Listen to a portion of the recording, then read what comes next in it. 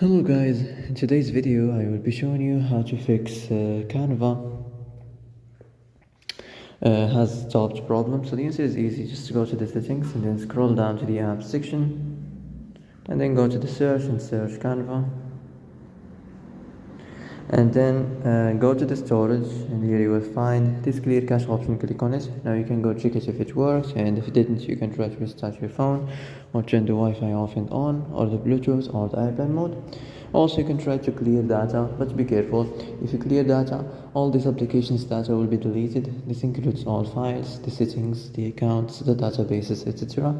So be careful if you want to clear your data. And that's it for today's video. I hope this is the answer you've been looking for. If you like this video, don't forget to like and subscribe, and see you in the next video.